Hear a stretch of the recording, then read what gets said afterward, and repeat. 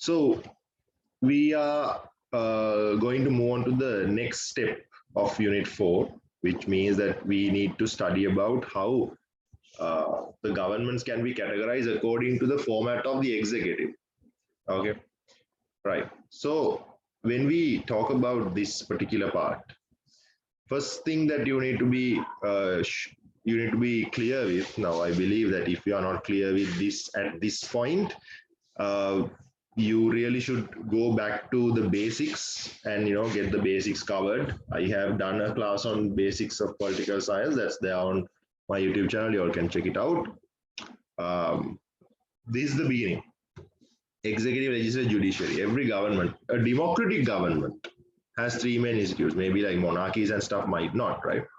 But democratic government would have three institutes: executive, legislature, judiciary. So you need to know what these three institutes are. You need to know what these three institutes do, how the lawmaking process works. Executive decides, legislature approves, judiciary serves justice. And you need to know there is another part called the permanent executive, which is also part of the executive. But here, normally when we talk about executives, we only consider political executive, which means the president and the prime minister and the cabinet and whatever. So you need to know those, which is why I've done the basics class in the very beginning. And if you are not aware of those, please go watch that and come back. Okay, right. So out of these three, obviously the executive holds the most powers and responsibilities. That's like quite obvious. So most importantly, given the fact that the executive sort of leads the country, executive is the one who steers the ship, right? So the executive is quite important. So depending on what sort of format the executive has, the structure of the executive has, you can divide these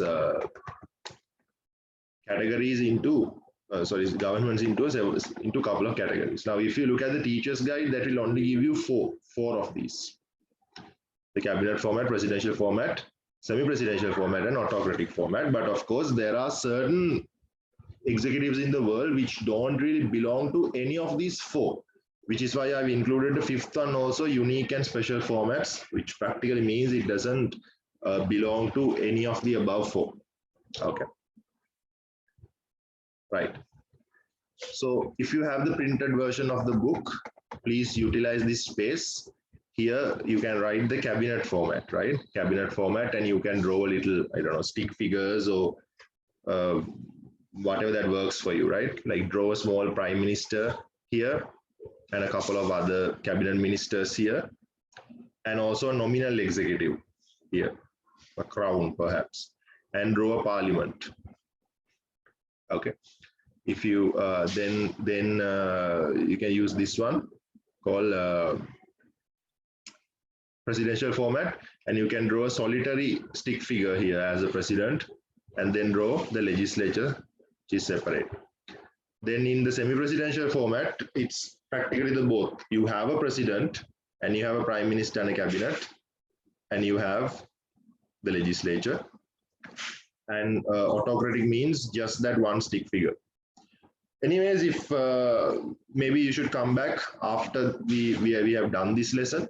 So this will be like a small short note for you to have an idea, a basic idea how the structure is sort of like formed in each of these. Right. So I've also included a box here to explain the basic lawmaking process. Okay. So I would advise you to go watch the basics video that I've uploaded. If you don't remember exactly what should come here, but you utilize this box to draw a picture of the executive, then the legislature and the judiciary, and the executive makes decisions, write it down, and the legislature approves, and the judiciary serves justice by punishing whoever breaks that law. And below you can write the executive decides, legislature approves, and the legislature sends them back to the permanent executive to be carried out. Not going to spend too much time explaining that here. Everything is properly explained in the basics video, right? You have some space to write down a small short note as well. Okay, so let's take the cabinet format. You have a picture of the Indian Prime Minister Narendra Modi and the British Prime Minister Boris Johnson. As you know, the cabinet system has a prime minister. Each features a prime minister. Not just a prime minister. It has a cabinet as well, which is why now when you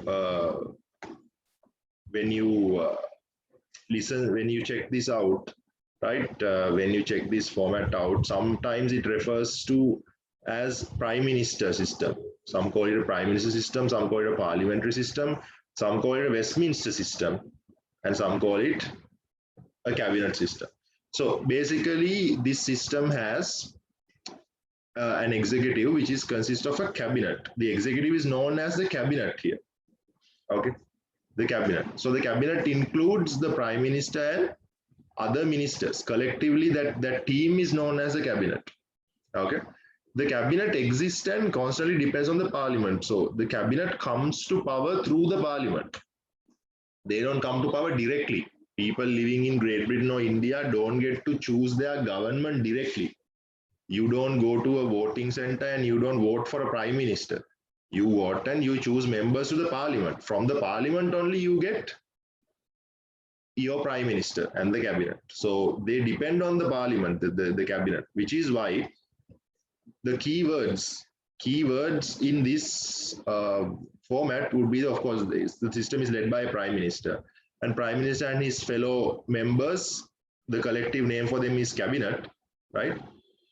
And this cabinet exists and they depend on the parliament. Okay, in Britain, this tradition is known as the Westminster Tradition. It's just a British name, right? The Westminster Tradition. So you can see there are 4 keywords in this, which is why we have 4 names for this system. Which is some call it a prime minister system, some call it a cabinet system, some call it a parliamentary system, and some call it a Westminster system. Whatever the names that they use, it means the same thing. Okay, right. So let's take a look at what sort of main features. Now, before moving on to that, the first thing you need to understand is that in a cabinet system, it's the prime minister doesn't get to handle everything on his own. Okay, so normally, when it comes to an executive, right? When it comes to an executive, and whoever, like, when you take a country, let's say you take a country for an example.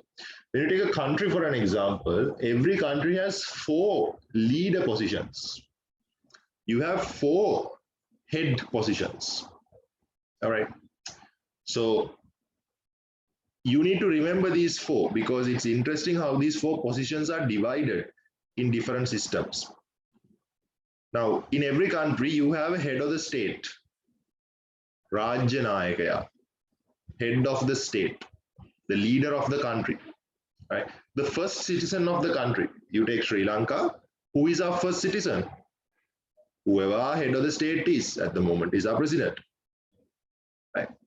Head of the state, the first citizen of the country, the leader of the country, the leader of the state.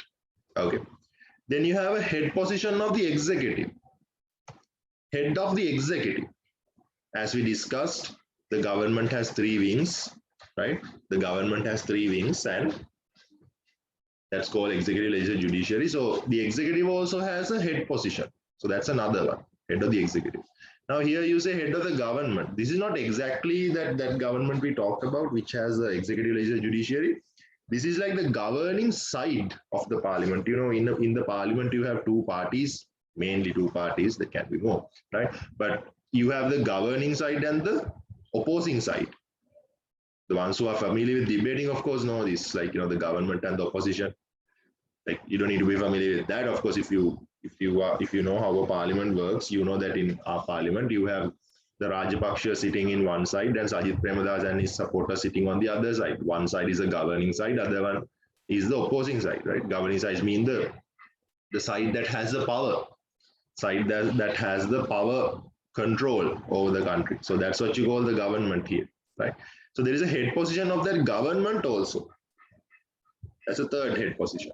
Other than that, the highest commanding officer of armed forces, that of course you have the army commander, navy commander, air force commander, chief of staff defense, chief of defense staff, and all that, like all those positions are there, right? But army commander can't make decisions alone, right? The army commander is supposed to take orders from someone above. So the highest commanding officer is also another the highest position in the country. So head of the state is one, head of the executive is one, head of the government is one, highest commanding officer of armed forces is another, right? So keep in mind, I think if we go presidential system, it's much easier. In a presidential system, all four goes to the president.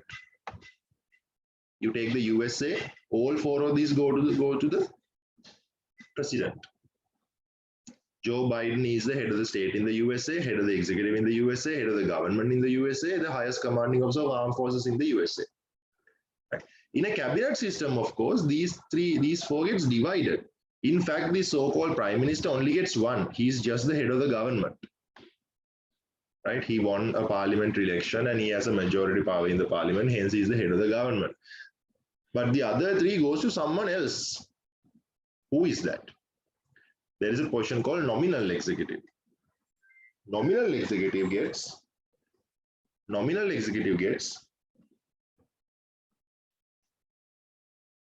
these other three positions.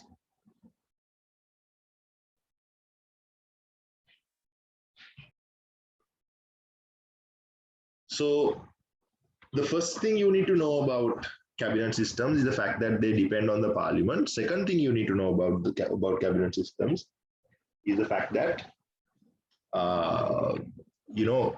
these four positions are divided. Head of the government is the only position the prime minister gets. The other three positions are given to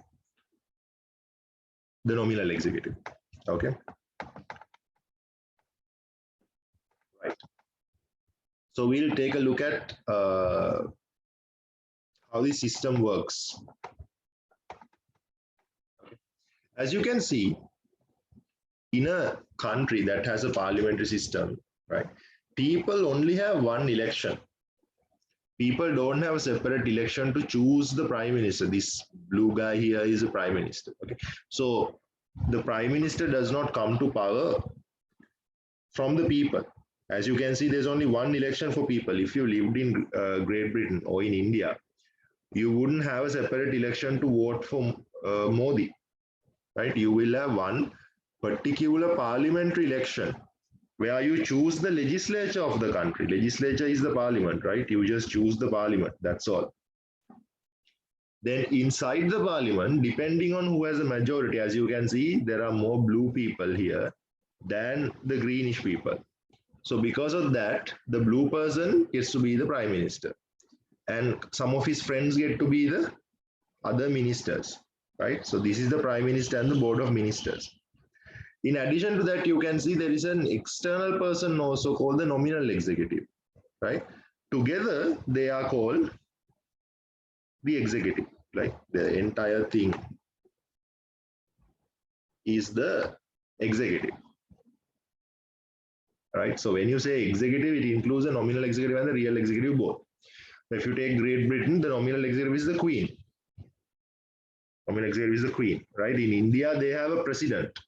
Don't mix that president up with the American president or the Sri Lankan president. That president is nominal, right? I think the name sort of explains itself what the person is, right? It's nominal. Powers are nominal, right? It's just for the namesake. Okay. So the nominal executive has powers. As you remember, nominal executive is the one who handles three of those head positions, right? Head of the state, head of the executive and chief commanding officer of armed forces. But all those powers are handled on the advice of the prime minister only. In Great Britain, Boris Johnson tells the Queen. Prime Minister tells the Queen, okay, you know what, you should be making this decision. Then only the nominal executive would go and make that decision. Understand? Which is why you use the word real here, real executive. This is where it really is, real executive. Okay. This is why this post is known as a nominal executive. It's nominal, although it has powers, they are very nominal. It's for the namesake. Okay. So in the beginning, now imagine like in the beginning, you don't have the executive because executive comes through the legislature, right? First, now imagine a situation like this. You haven't had the parliament election yet. That means you haven't chosen the parliament yet. You still don't have chosen members of the parliament. So without a parliament, you can't have a prime minister. So you don't have a prime minister also yet. But you have a nominal executive standing, the British Queen or the Indian prime minister, Indian president. You have a nominal executive. So what you do is you have a parliamentary election. People go out and they vote in the parliament election, and you choose the parliament, members of the parliament. So this nominal executive person takes a look at the parliament, queen or the queen, either the queen or the Indian president. They look at the parliament. Okay, they look at the parliament and check who has the majority. Now, which color has the majority here? Blue people have the majority. So what you do is the nominal executive would appoint, okay, you know what? I would appoint you as the prime minister. And the nominal executive asks, who do you want as your ministers? So this fellow will say that, okay, I want this guy to be a minister, this guy to be a minister, this person to be a minister. So the others will also be appointed by the nominal executive as the other ministers. Okay. Now imagine a situation like this. Imagine that this is a cabinet system we have in this class, right? So I am the nominal executive. I am the nominal executive. So I just sit. We still don't have a parliament. So imagine that we have an election, and let's say the 8 of you all are elected to the parliament. Now I am the nominal executive. Okay. So first I check who has the majority. Now imagine Tarushi has the majority. Tarushi's friends, she has more friends in this class than others. So I will be like, okay, I would appoint Tarushi as the prime minister because apparently she has the majority. Right? Then once I appoint her, I ask Tarushi, who do you want your other ministers to be? She'll be like, okay, I would like to have Jerusha as my foreign minister. I would like to have Sara as my finance minister. I would like to have Warner as my sports minister. So I'll be like, okay, I will appoint them as you wish. So from that point onwards, Tarushi is the head of the government in the country. But I would still be the head of the state, head of the executive, and head of the armed forces. But my powers are nominal, which means that even if I make a decision as the head of the executive, even if I make a decision as the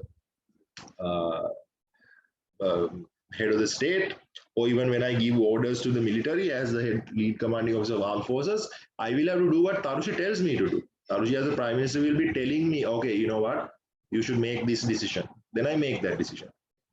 Understand? If you all have done Unit 8 with me, think of the Governor General and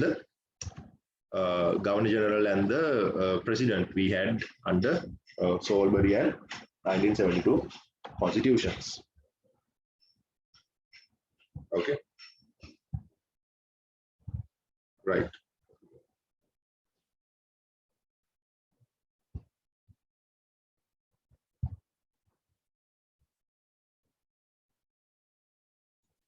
All right.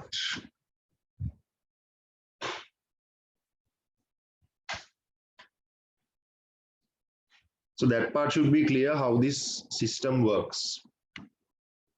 Okay. Then we'll take a look at the main features. What is the first feature? You have a dual executive. Why do you call it a dual executive? Executive has two parts, nominal and real. Nominal executive and the real executive. So this nominal executive can change from country to country. For example, in Great Britain, Australia, Canada, it's a queen, British queen, right? Why do you have a queen in Australia and Canada? You knew that there's a queen in Great Britain. You didn't know that there's an Australian queen and a Canadian queen. If you still remember Unit 8, Australia and Canada are still Dominion countries. They are not fully independent. Up to date, they still recognize the British Queen as their nominal executive, right? Then in Japan, the Japanese emperor. In India, they have a president. In our country, Sri Lanka, although we were known as Ceylon at that time, we had a governor general, right? That was also to represent the Queen. But after 72 to 78, we also had a president. So it can be a different name. The nominal executive can change, but the real executive is the same. In every country, real executive is the prime minister and the cabinet, prime minister and the board of ministers. That doesn't change. Point is, whenever a country follows a a cabinet system, you have a dual executive. That means there are two parts called nominal and real. Right. Then you have something called the collective responsibility. Why is that? In order to understand that, you sort of need to be familiar with this format yet again. Okay. Now, why is this prime minister in power? What gives powers to this prime minister? Why was he appointed as a prime minister in the first place? Why was he appointed as a PM in the first place? Because of the majority. Because of the majority, yes. Because the PM has a majority in the legislature here. Okay. Because the PM has a majority in the legislature. So that's the qualification for you to be the PM. Not only that, like even these people came to power because their boss had a majority power. Okay. So the moment you sort of lose this, right? Once you don't have a majority anymore, that means practically you are no longer eligible to be the prime minister. That means these people are also no longer eligible to be the board of ministers. So the real executive falls. Real executive falls the moment you don't have the majority. Okay. So I believe you guys are aware of the normal lawmaking process. How does the lawmaking process work? In the executive, you make decisions, right? You make decisions. Really difficult to draw using my laptop, right? But make decisions. What does the legislature do? They approve, right? They approve the decisions. Approve. So practically what happens is the prime minister and the cabinet who sits here, they make decisions. Him along with his other friends, right? And those decisions are sent to the legislature for approval. So if that decision is approved by the legislature, that means you have a majority power there, right? What if those decisions are disapproved by the legislature? Legislature says no. That means you don't have a majority power anymore, because if you had a majority, obviously these people are going to say yes, right? If prime minister had a majority favoring him in the parliament, people would say yes to his decision. But if the people say no, that means if prime minister's decision, the cabinet's decision gets rejected from the legislature, rejected from the parliament, that means you no longer have that majority, which means you are no longer eligible to be prime minister. So you are immediately fired. Understand? Which is why we normally say this parliamentary format, this cabinet format, to be quite unstable. Okay, that's the reason. Understand? Which is why it is normally considered as to be unstable, because the moment you don't have the what do you call that? You don't have the stability, because the moment you lose the majority power, you lose your positions. Okay. In contrast to that, let's see how the US system works.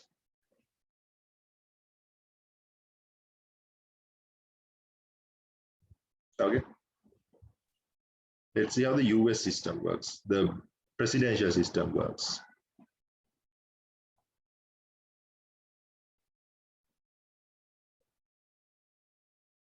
When you take you take the presidential system, as you can see, one second, guys.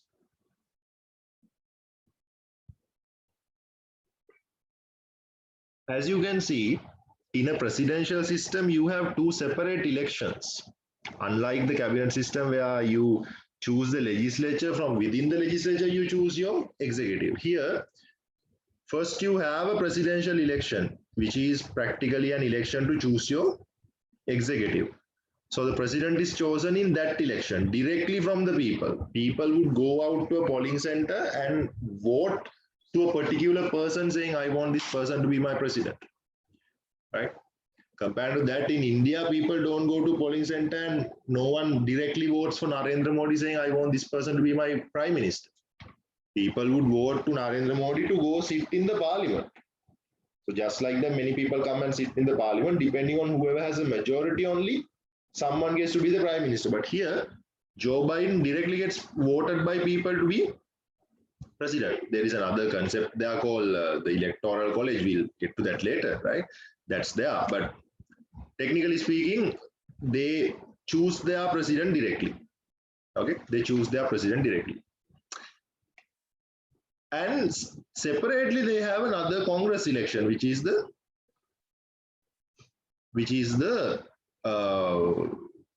legislature. You vote and you choose members to the legislature. Okay. Now, does it matter who has a majority here? Does it matter that you have a blue people majority here or a green people majority here? No, right? As long as this blue person won the presidential election, he gets to be the president. It doesn't matter to him who has a majority in the legislature. His dependency is not based on the majority in the legislature, because what is the eligibility for him to be president? We saw the eligibility for the prime minister to be prime minister was the fact that he has a majority power in the legislature. But for the president, what is his eligibility? The fact that he won the presidential election. He has a majority of people in his favor. That's all that matters. It doesn't matter whether his party people are having a majority here in the parliament. So it could be a green majority. No problem. It could be a green majority and president may still sit as a president. For example, when Donald Trump was running in his last term, the majority in both houses of the legislature were Democrats, while the President Trump was a Republican. Even in Obama's term, Obama was the president, and in his second term, the members of the Congress were Republicans. Okay. So here also the same lawmaking process works, right? The president makes a decision just like the prime minister makes decisions in the primary system. President makes decisions, sends those decisions to the legislature for them to approve, right? So they may approve then fine. What if they reject? What if they reject? That means the president does not have a majority in the legislature. Does he get fired? Is he ineligible to be president anymore? No. He doesn't depend on their majority. He doesn't depend on legislature's majority. So president may send 1,000 bills and the legislature may reject his bills 1,000 times. President still stays until he's done with his term. Okay, which is why presidential systems are so stable. You appoint a president and the president remains in power until he's done with his time. Unlike a prime minister, he gets one of his decisions disapproved in the legislature, one of his decisions rejected in the legislature, you have to go home the next day. Okay. Understand? Ask me if you have any doubts from this part that we discussed thus far.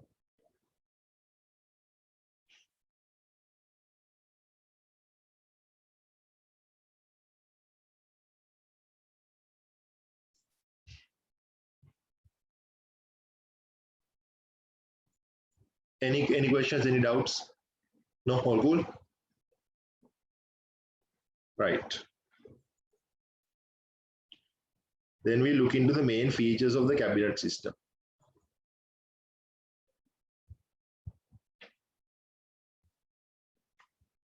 Right.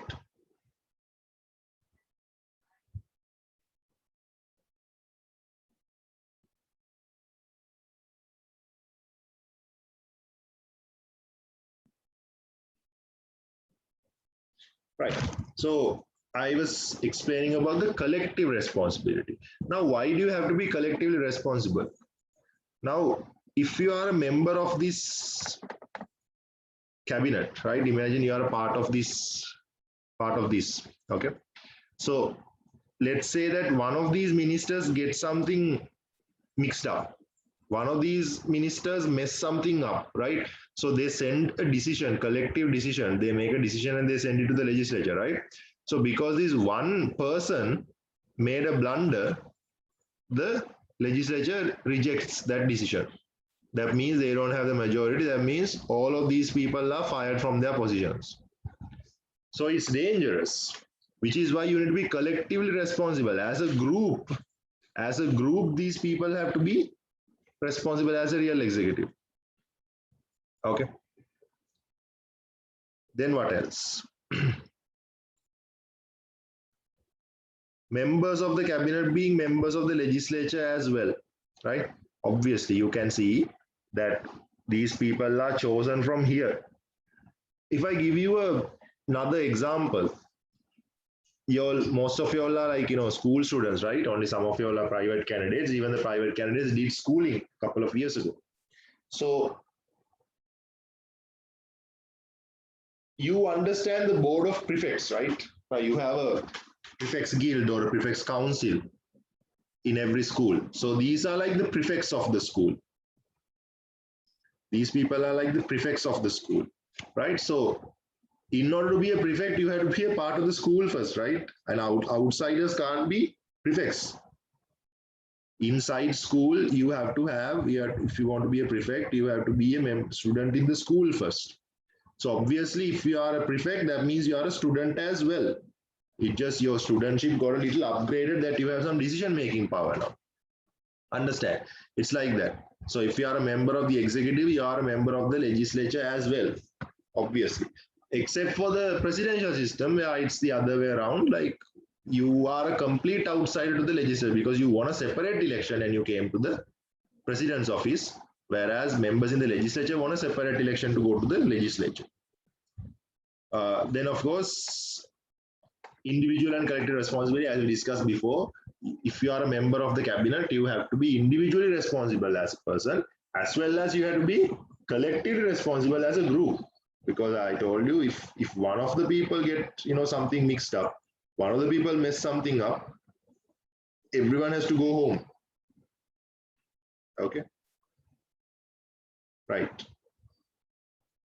The close connection between the executive and the legislature. This is another one. There is a close connection between the executive and the legislature, which is very important. What is a close connection? They literally exist together, right? The executive is appointed through the legislature, number one. Executive is appointed through the legislature, that's number one. Then the executive depends on the legislature. The sole reason the executive is eligible to be the executive because they have a majority power in the legislature. So it's such a close connection, right?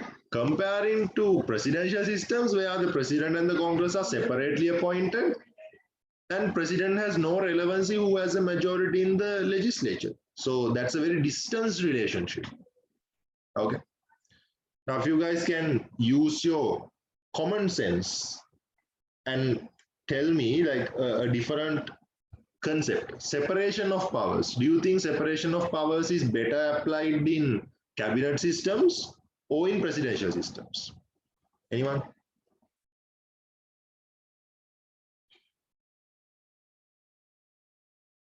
Presidential system.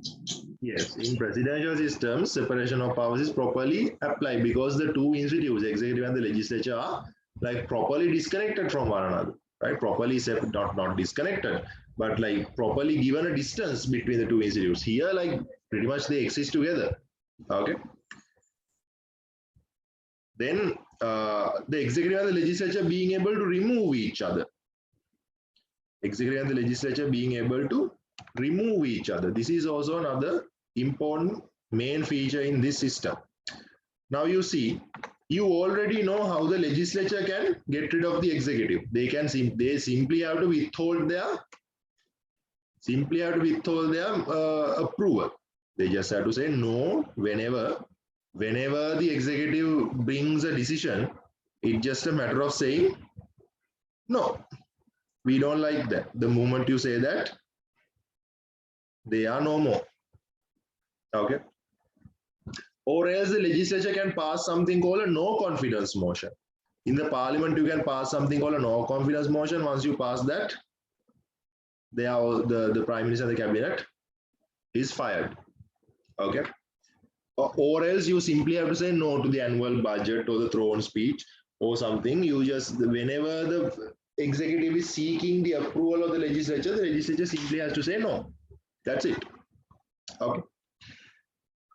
Similarly, the nominal executive also has the power to dissolve the parliament, right? The nominal executive may say, parliament is dissolved. So parliament is no more. Let's have a new parliamentary election and elect a new parliament. Okay. And as you guys know, nominal executive doesn't do that on its own. Someone has to tell the nominal executive, right? Who has to tell? Prime Minister. So Prime Minister tells the nominal executive, dissolve the parliament. So nominal executive will be like, okay, the parliament, you guys are dismissed, dissolved. Empty. Parliament is emptied again. We need to have a new election and choose a new parliament. But what's the important point here? Imagine the executive is rejected by the legislature and the executive is fired. Parliament says no, they reject executive's decision. That means the executive is fired, right? Do you think when the executive is fired, what happens to the legislature? Legislature is fired as well. Okay. So keep in mind, if you are the legislature, right, and you get rid of them as a legislature, let's say you get rid of them by passing a no confidence motion or saying no to one of their decisions, that means that you are dissolved as well. Same goes to the other side. Let's say the prime minister tells the nominal executive to dissolve the parliament. Parliament is dissolved. And you don't have a place to get your majority power from, and you are also dissolved. You have to go back to the beginning and have a parliamentary election and choose a new parliament and choose a new executive. Right? So the legislature and the executive can remove each other. They can remove each other. Right? But when you remove the other institute, you get removed as well. It's like a suicide killing sort of a thing. Okay. If the legislature get rid of the executive, if you want to sort of like destroy the other one, you sort of destroy yourself with that. Okay. But compared to that in the presidential system, in presidential system, that's not how it works. Right? In the presidential system, since they exist separately, they can't remove each other. First things first, the president can't dissolve the legislature. That's a no-no. That's a complete no-no, right?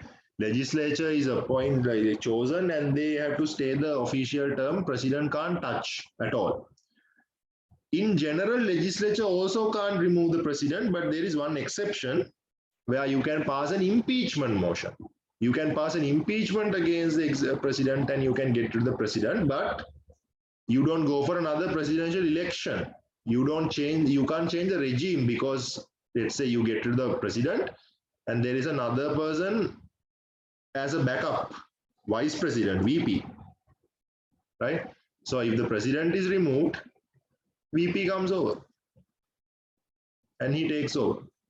So even if the legislature impeaches the president, it's just merely a personal change, not a regime change. Right? Government doesn't change, it's just this guy's friend is going to take over. Okay. Right. So those are the main features of the two. Okay. And there are the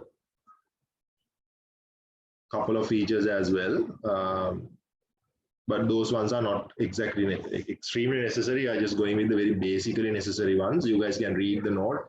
And of course, there is another video here on this channel explaining this in a more elaborated way. Okay.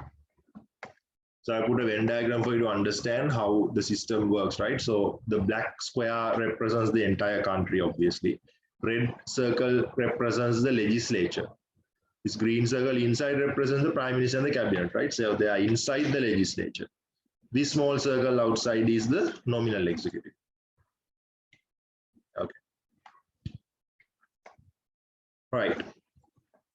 Then I will discuss a couple of advantages. But as you can see, the advantages in the cabinet system are the advantages in the presidential, disadvantages in the presidential system. So that's like a small pattern here.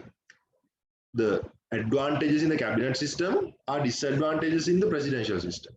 Disadvantages of the cabinet system are advantages of the presidential system. Okay. Now, first of all, these are more suitable for democracy. Why? Because the executive is responsible to the legislature. Right? The legislature has a control over the executive. And the prime minister can't make solitary decisions because he has a group to work with. And there's a nominal executive that shares his powers also. And the executive can be removed by the legislature if the executive goes out of control. So you can see the prime minister and the cabinet is very well controlled. They are very responsible in terms of governance. But in presidential system, it's the other way around. In presidential system, of course, president is not responsible to the legislature. President is responsible to the people, right? But people can't take that responsibility on a daily basis. People have to wait till the next election to make another decision. Unlike the prime minister who comes to the parliament every day seeking approval for his decisions, where the parliament gets a chance to withhold that approval and control the prime minister. In the presidential system, you know, Donald Trump was rejected by the Congress many times, but he still remained in power. Okay, so that's not very suitable for democracy. Cabinet system is very suitable for democracy. On the other hand, responsible for responsible governance, the prime minister and the cabinet, they are responsible to the legislature about what they do and all. And of course, more membership in the executive. Right? In the cabinet system, you have a prime minister and you have many other ministers and you have nominal executive also. So you can represent so many groups. Now you take a country like Sri Lanka, you can have people like can have ministers from different ethnicities, different races, right? But if you have a president, you can only have one president. There's only one seat in the executive, right? Also here, you can train more future leaders, right? Like when you have like other ministers, that means potentially you have another prime minister to take over. But in the presidential system, the president running the country alone. You have a vice president, but vice president doesn't have that many powers. So in the cabinet system, you have like a line of future leaders coming behind the prime minister. That is not there in the presidential system. Okay. So anyway, there are a couple of other advantages as well. I advise you to go through them. What are the disadvantages? Governance is very unstable. As you guys know, one decision being rejected in the parliament, could result in a government collapse. The government may fail because on one particular day, one of their decisions got disapproved. So the prime minister is very unstable. The prime minister doesn't have a job security. He may be the prime minister today, he may lose his position tomorrow. And that puts the country into a very unstable position, which is why you need a nominal executive also. It's one of the reasons you need a nominal executive, because you need a backup executive. You never know when the prime minister will be out of job. Okay. And the other thing is, like, since in the parliament, sometimes you can't have the majority alone. One party can't have a majority alone to form a government. Then you need to go into coalitions. Coalition governments, right? When you have a multi-party system, we studied this, right? You have to go into a coalition. That means you have to put political parties together to establish a government. Okay, so it is very difficult to make decisions in those because different parties have different opinions. Okay, so the governance is very unstable under that, and of course, not to mention, it's very inefficient. Because in a presidential system, it's very efficient. Presidential system is very stable also because the president comes to power, president stays in power. And president makes decisions alone, which makes things quite efficient. But here, because so many political leaders trying to make decisions here and there, things can be very inefficient. Making decisions can be inefficient. And having too many cooks would obviously spoil the broth. So having too many political leaders, too many ministers and all that can create political conflicts. In contrast, in the presidential system, one man making decisions, things are pretty straightforward. Conflicts hardly occur. Okay. I'll explain one more. Prime Minister represents the whole country. You know, the person who, like, let's take India. India's Indian Prime Minister is Narendra Modi. People all over India didn't vote for Narendra Modi. Only people in Gujarat voted for Narendra Modi, right? Because he is coming to the parliament representing a certain area. Okay. So he wasn't voted by everyone. So how fair it is for him to represent the entire country, taking votes only from a particular area. Except for, like, you take like Joe Biden. Joe Biden became the president by winning an election which was all around the country. Now, even take Sri Lanka, we have a president and prime minister both, right? Like Gotabaya Rajapaksa won an election where he was voted from everyone, but Mahinda Rajapaksa got his votes from Kurunagal. Mahinda Rajapaksa ran for the parliamentary election from Kurunagal. Right? Only people in Kurunagal voted for him. Right? Ranil Wickremesinghe, when he was the prime minister, only people in Colombo voted for him. Okay, but Maithripala Sirisena won a national election. Everywhere, people in everywhere voted for him. Gotabaya Rajapaksa won a national election. So a president represents the entire country, like literally, he was voted from everyone in the country. But a prime minister is someone who is voted only from a certain area to come and sit in the parliament. It's not very fair, the prime minister getting to represent the entire country as practically the leader. Okay. Right. Those are the disadvantages. Presidential system also, I sort of like explained how it works, right? So there's Donald Trump, Joe Biden, and there's a picture of the Mexican president as well. So they have, now we've discussed most of these concepts. Now we can see the presidential system. First of all, presidential system is not very widespread.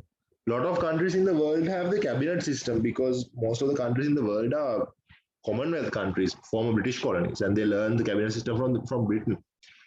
A couple of countries in the world, they have the presidential system. And as you guys know, they have two separate elections.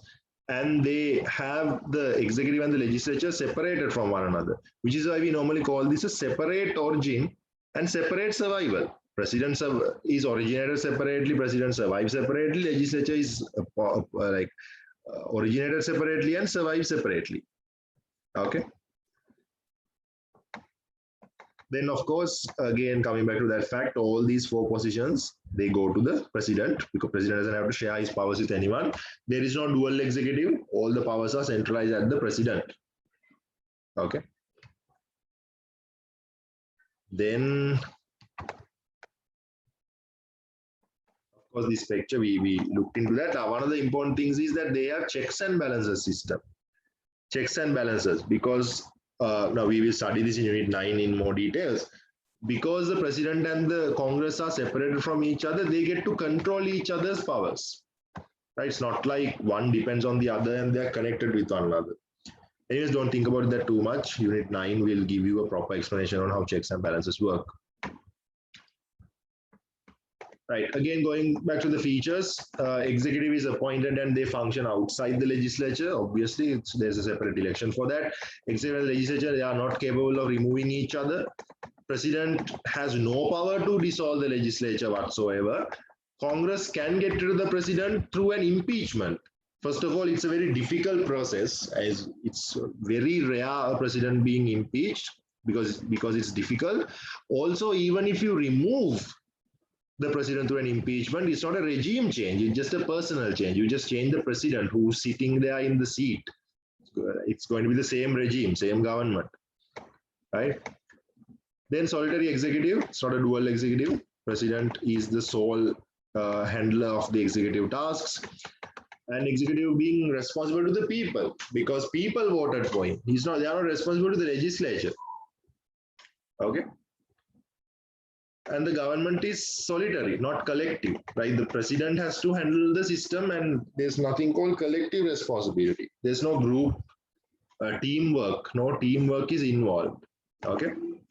So as a result of that, there are times that now I told you according to this picture, right?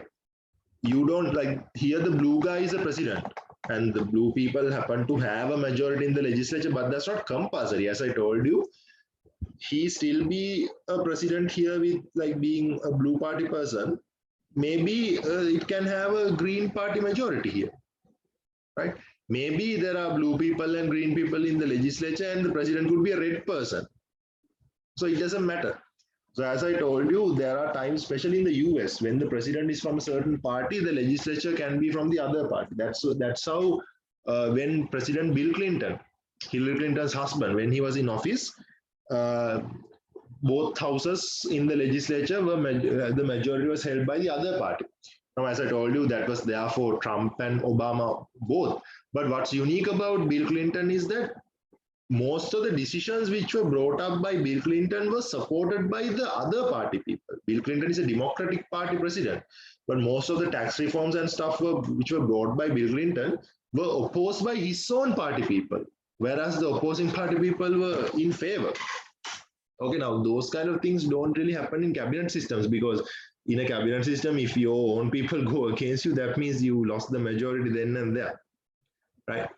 So now here, if you are a member of the, let's say you are a member of the blue party, okay, and your president is also from your own party, and the president he sends you a decision for approval. Since you saying no to his decision won't cost him his position, you have more freedom. Now imagine something like this. Imagine in this class that there is a rule saying that if I bring in a certain decision, a suggestion, like I decide to cover a certain lesson or like to do a paper, and the rule says if you guys disagree with my decision, I will be fired as a teacher. So whenever I decide to, do a lesson or maybe like to do a paper, you guys are sort of like have an additional pressure.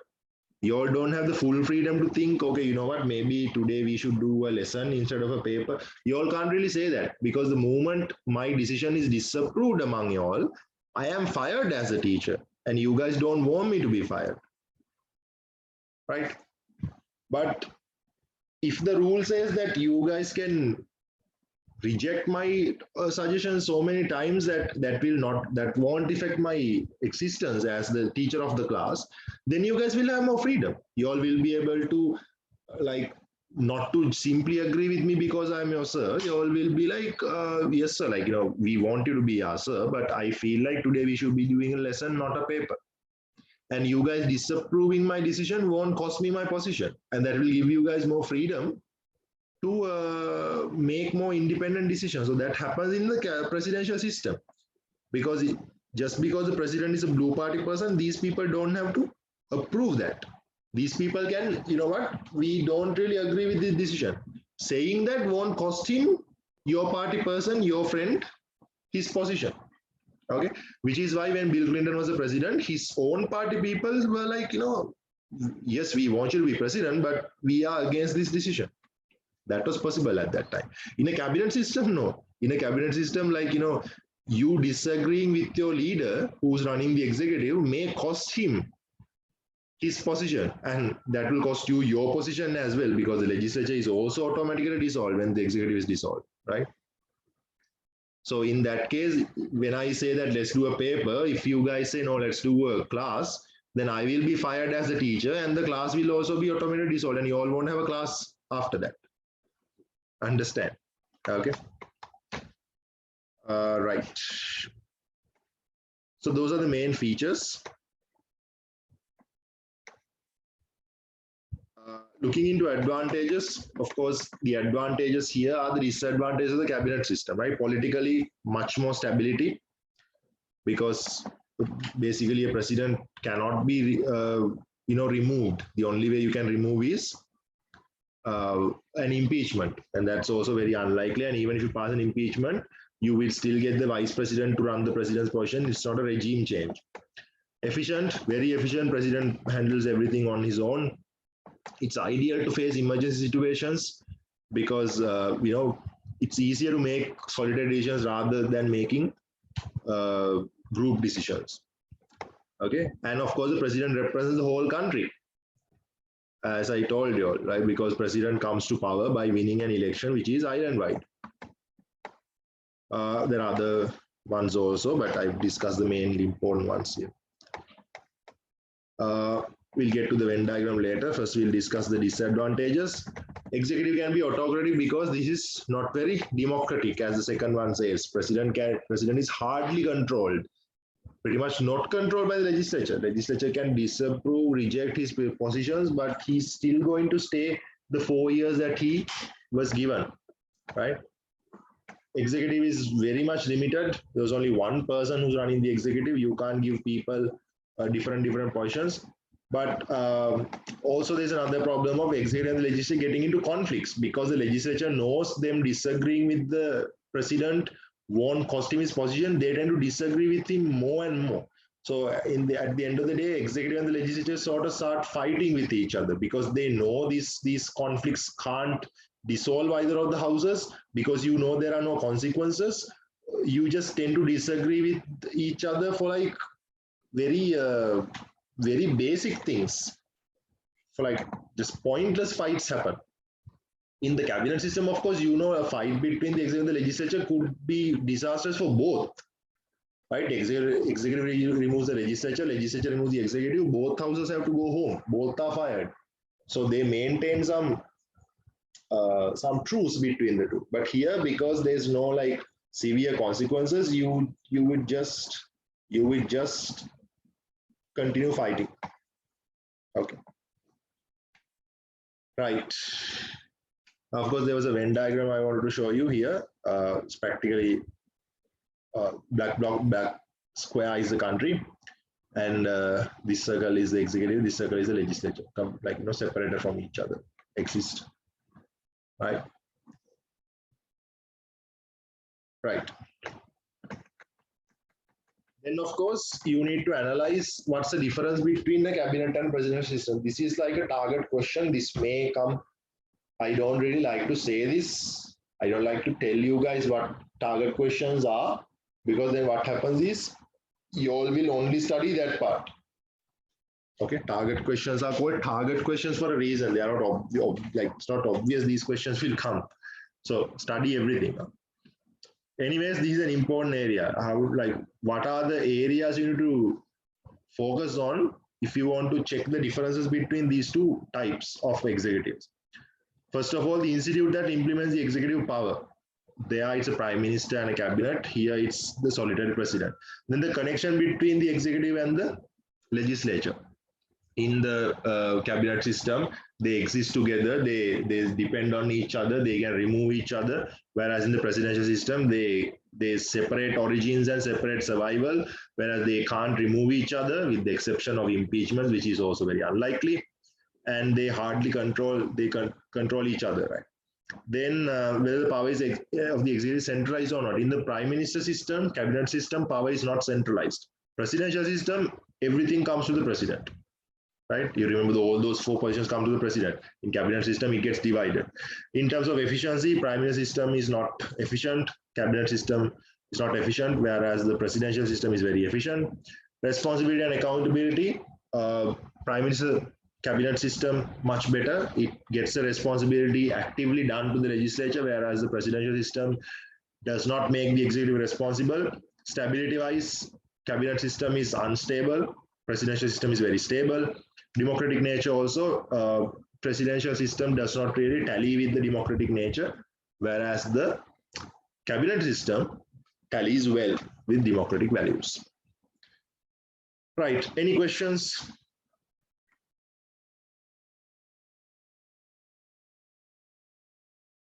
Before we move on to semi-presidential.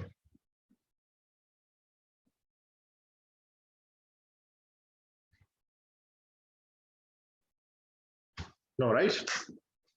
Okay.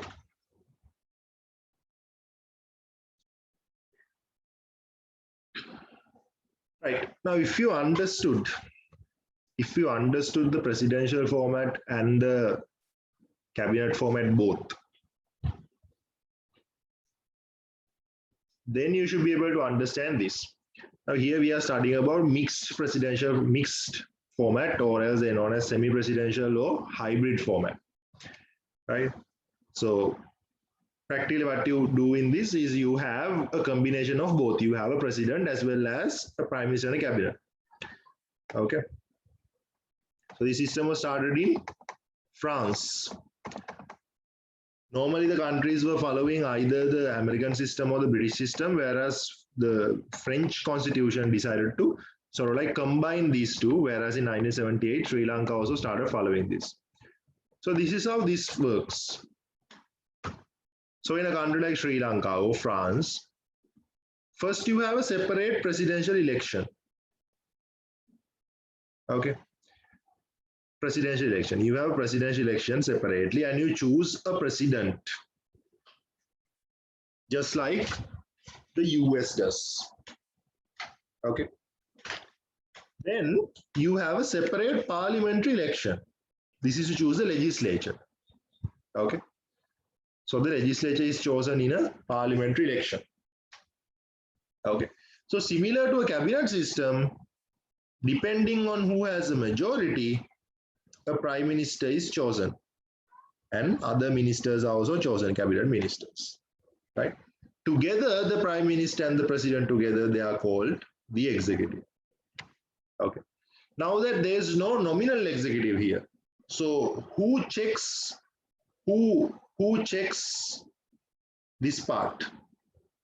Who checks that who has a majority in the legislature and appoints this prime minister? The duty of the nominal executive. Who does that? The president. Since the president is already chosen, through a presidential election, president is the one who looks at the parliament, checks who has a majority and appoints the prime minister, right? And in a cabinet system, of course, after choosing the prime minister, the nominal executive should ask the prime minister, who do you want as other ministers? But here, no, the president is not that weak.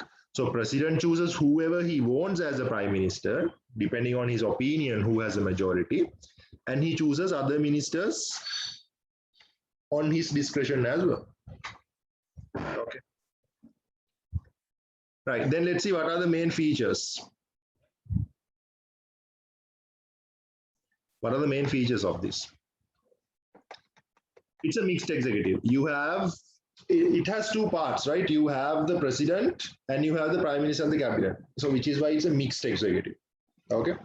So the reason this was chosen by the French was like, you guys remember the advantages, disadvantages we studied before. The presidential system is very efficient and stable, whereas the cabinet system is very democratic. So they wanted to protect both, right? So if you go with the presidential system, the president cannot be removed, the executive cannot be removed by the legislature. Executive gets too autocratic. If you have the cabinet system, you can remove the executive easily, but it's very unstable and inefficient. But if you want to establish efficiency, you bring a president, then it's not very democratic friendly. So they were like, the French were like, okay, let's have both. Let's have a president who can provide the stability to the system, and let's have a prime minister and a cabinet who can provide the democratic nature, right? So do you want stability? You have half the executive providing a stable leader, president. You want the democratic nature, do you want to get rid of the executive? You can get rid of half of the executive, prime minister and the cabinet. Understand? Okay, but this is very sad, you know, the president is so powerful because now let's say the cabinet is the entire thing, president and the cabinet and the prime minister, everyone, right? But if let's say they together, these people bring a decision to the parliament, parliament rejects that, who goes home? Only the prime minister and the cabinet goes home. Understand? Only the prime minister and the cabinet goes home. So it's very unfair because the president holds most of the powers. So president actually is the main role, which is why we call it semi-presidential. That's why we don't call it semi-cabinet although it's a combination of both, we call it semi-presidential because it's a presidential system in disguise. Practically, those four positions we talked about, they go to the president. In Sri Lanka, all four go to the president. Gotabaya has more powers because he's the president. Prime Minister and the cabinet are just a supporting cast. Okay. And then only a part of the executive is controlled by the legislature. Only the prime minister and the cabinet. President is not controlled by the legislature. Okay. Right. But the cohabitation government is something that you need to understand. So,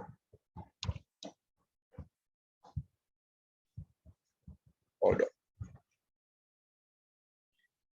Right. So we need to understand what a cohabitation is. This is the only little advanced part in the semi-presidential executives. Since the executive consists of two parts, and one part comes directly to power from people by winning a presidential election, and the other party comes to power by having a majority in the parliament, these two parts can go to two different political parties, right? So there can be the president from a separate party and the prime minister from a separate party, right? So the example in Sri Lanka in 2002, while the president Chandrika Bandaranaike, who was a leader of SLFP, was in power, the parliamentary election was won by UNP, which means that Ranil Wickremesinghe became the prime minister, whereas Chandrika Bandaranaike's people had to sit in the opposition. So that was a cohabitation, but cohabitations often have quite a lot of conflicts. Now, these are a depiction of how a cohabitation works, right? So you see the presidential election has been won by the Green Party person. So you have a Green Party president here. But the parliament election is won by the Blue Party. So blue people have a majority here. So you had to appoint the blue person as the prime minister and the cabinet. Okay. So you can see the executive, two parts are coming from two political parties. Now what happens here is that the prime minister and the cabinet are the ones who have the majority in the parliament. Blue people have the majority, green people don't have the majority. So whatever the decisions the green president would put would be rejected by the legislature because the green people don't have a majority, right? Whatever the decisions the blue person, the blue prime minister makes will be passed here because he has a majority there. So because of that, the green president, knowing that he doesn't have a majority in the parliament, the president would step aside and act as a nominal executive and let the prime minister run the country. Okay, so practically what happens is the semi-presidential system normally functions as a typical presidential system, which is why we call it semi-presidential, right? So it's like a presidential system. The prime minister and the cabinet are normally there as a supporting cast. Whereas when a cohabitation occurs, it transforms into a cabinet system. Okay. Keep in mind that even under a cohabitation, all those four positions go to the president. Technically, right? Legally, president is the head of the state, head of the executive, head of the government, and head of the armed forces legally, but practically, prime minister becomes the head of the government because president stays away from decision making and the prime minister steers the country. Okay, practically the head of the government comes to the prime minister. Okay, right. Then the advantages, you get to protect efficiency and democracy both, right? Because you have a president to provide some efficiency to the system, and you have a prime minister and a cabinet to protect the democratic status. Then you get to allow even more members. Now you have a president and a prime minister and a cabinet. That means that you can have a lot of people sitting in the executive. Okay, and having a prime minister means that you have a potential next president. So you have a better system. You have a president and you have a prime minister waiting to be the next president, and you have other ministers waiting to be the next prime minister. So it's like a proper hierarchical system, right? There are other couple of advantages which I will not get to now, right? You can go through it later. Disadvantages, again, president being too powerful most of the times. Having a mixed system is pointless because it's pretty much just like having a yet another presidential system. president and the prime minister tend to get into so many political conflicts, especially when we have cohabitation governments. Political conflicts are quite big. Then conflict of interest is a problem when it comes to the president. Now see, when you have the president sitting from, okay, let's go back to that depiction, right? So whatever these people decide in the executive, right, should be a secret to the opposing party here, right? These green people here should not know what these blue people decide in cabinet meetings. Cabinet meetings are supposed to be confidential, right? You see, normally parliamentary sessions are given on live TV. Cabinet meetings are not given on live TV. Cabinet meetings are supposed to be confidential. Okay, especially confidential from your political rivals. But the problem is the leader of your political rivals comes and sits in the same cabinet meeting. Okay, back in the day when Ranil Wickremesinghe was running as a prime minister, Chandrika Bandanayake as a president used to sit in the cabinet meeting, and she is the leader of your political rivals SLFP, and it's a conflict of interest that from one side, as the president, you should help the prime minister to run the country, but from the other side, as a leader of the opposing party, you are supposed to sabotage what the government does. So that's a conflict of interest, right? So those are the disadvantages, pretty much. Other than that, there's autocratic format. Practically in autocratic format, we are talking about dictatorships, right? So the executive is handled by one particular person, and most of the time there is no legislature, there is a judiciary, but judiciary is controlled by the executive as well, right? So it could be an autocratic government like, this Kim Jong-un here. It could be a monarchy like the Saudi king, right? Absolute monarchies. Or it could be a fascist government like Hitler or Mussolini, right? So there's an explanation on that, just one page. And of course, there are other systems in the world, like in Switzerland. What they have is a committee. So it's none of the above. It's not an autocratic government, not presidential, not cabinet, not mixed. It's just you have 7 people running the Swiss Federal Council, and all of them have equal powers. There is a chairman here. Chairman is known as the president, but it's not similar to a normal president. It just all these 7 people have equal powers. Just one of them is just nominally. For 1 year, each person is chosen as the chairman of this council. So there are some unique systems like that in the world that comes under the 5th one. Right, that's pretty much it. If you guys have any questions, you all can ask now.